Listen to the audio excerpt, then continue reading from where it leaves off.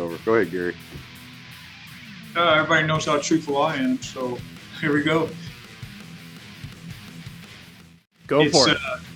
The EPOCH Times documentary, they cut me out of it at the end, so I won't even talk about it. I mean, if you want me to, I will. But yep, I mean, I had no idea that happened, so yeah, I mean, unload if you want to. No, it's they know what they did, and I would rather continue my focus on the J6ers instead of touting myself up as thinking they know what they're talking about. So the J6 thing is, you know, I wish y'all could be in our shoes when you know what we know, because that 14,000 hours that they have, that's what we need, and we know what's in it, and it's the truth. And it has to be, you know, DOJ and FBI get to choose what they get to put out there so the media can blast J6ers and their families and whatever else and smear them. But what they don't show is the before or the after. And that's where the truth lies. That's where they're holding it in the exculpatory evidence. That's why people like Bobby can't get nothing done, because he's trying to get this story out and it's hidden in the 14,000 hours. And they don't want to release that because then the truth is out. As long as they keep it hidden, and people like us bring them stories, they don't want to talk about it because that brings the truth out. And it's, but we're not going to stop. We're not going to stop at all. Each one of us on here tonight has fought tooth and nail from day one just to get these stories out, and to holding the elected officials accountable, each and every one of them, because they know what they've done. They know what they've seen. Like the J6 committee, it's a joke. Hey. They're manipulating footage. Yeah, dude.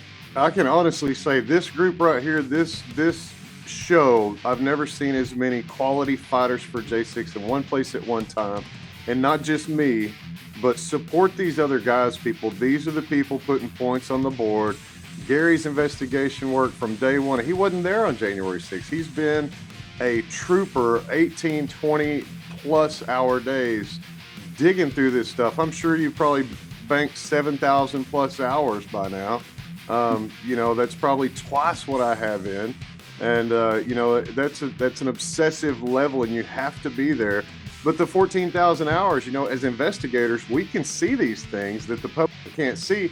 And it corroborates these stories, guys. It just lets you know that these prisoners, when they say these things, they're true. We can find their stories in video. We can see, you know, Victoria White getting hit in the head with that baton 30-something times in a couple of minutes.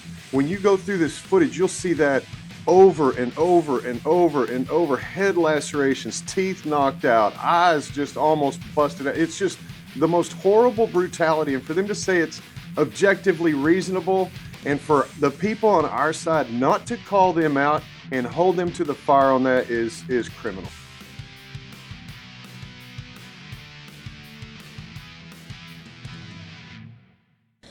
It seems like the prosecutors are getting creative even with the video evidence that they have. I know you're about to have Joe HANNEMAN on this program in a bit, but he did an amazing, he published an amazing article, I believe just yesterday, on the EPOCH Times, showing how there was a sheriff's deputy, his last name was Maccabee, and at the appellate level in the DC Circuit Court, the prosecution showed a video to the judge which purportedly showed him laying on top of a police officer, assaulting him, and allegedly, you know, pushing him towards the quote-unquote terrorists, which is the name that they're giving to the riot, which is the name that the judge in the case called the rioters, right? So the prosecution showed this videotape of this sheriff's deputy laying on top of a police officer on January the 6th, and they use that as the justification for saying he's a very dangerous man, you should lock him up, even pending trial without bond. However, the article by Joe, it was just, again, this is what real journalism is.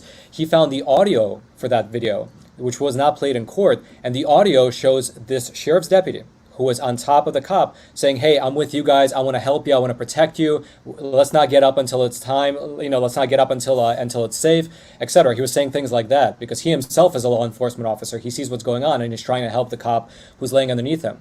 But the prosecution, they didn't play the audio. They only showed the video, which looks damning until you play it in addition with the audio.